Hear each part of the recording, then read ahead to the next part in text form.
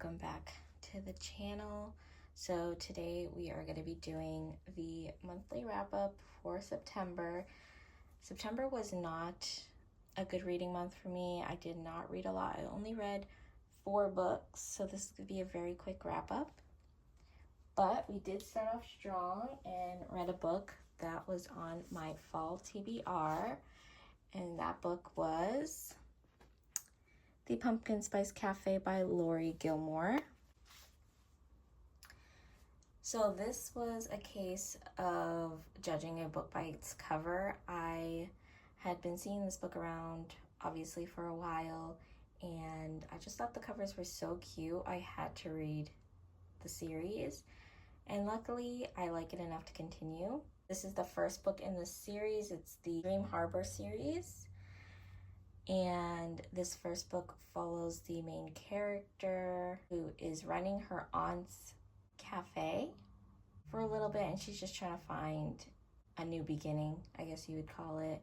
And then in this small town, you have Logan, who finds himself entangled with our female main character, trying to help her out with some issues she's having with the cafe, mainly some noises she's hearing in the night. So it kind of has like a little bit of a mystery, but not really.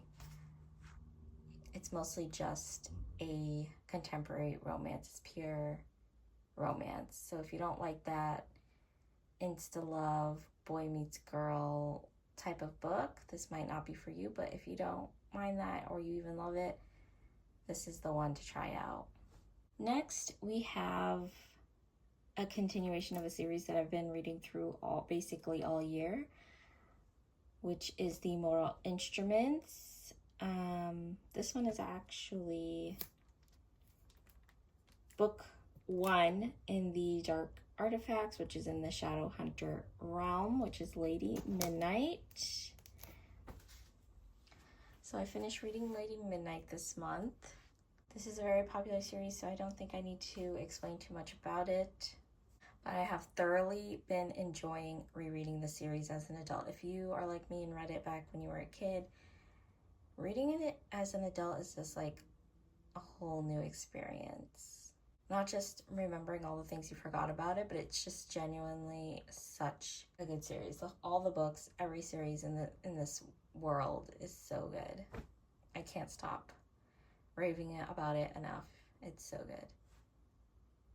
If you haven't read these books or any of these books, I highly recommend you get into them or give them a try, because I personally just love them. I do have mostly first editions of these books, so I took it upon myself to order some plastic covers, but I'm not sure because, you know, there's all that talk about how some plastic covers have certain chemicals that can damage your books. So I'm kind of in between on to keep covering it or not to keep covering it. I don't know, but yeah. Anyway, this was my second read of the month. Third read is a book I read off my Kindle. It is called Call Me Yours by Elizabeth Bright. This is just a book that social media catfished me into reading. It's a story basically about these two people who live in the same town, and they have a bit of a history where our female main character dislikes him due to a incident that happened between him and one of her friends. So there's that history of her disliking him, her friends disliking him, all this bit. But they start to grow closer when she discovers that he works for her father, and she then finds out she is pregnant. He's not the father, and she needs a place to stay, and the story unfolds from there.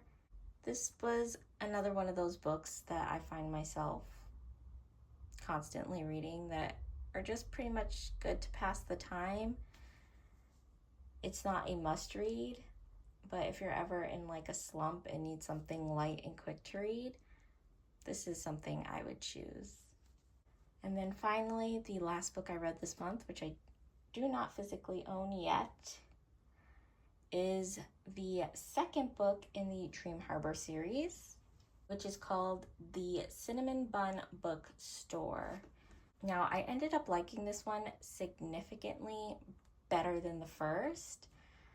I feel like I just had a better connection with the main character. She was very much like me in the sense that she just likes to be indoors. She's a homebody who likes the simple things like reading and cozying up, and she likes gloomy weather over hot weather. So I found myself enjoying this book a lot more. In this book, our main character is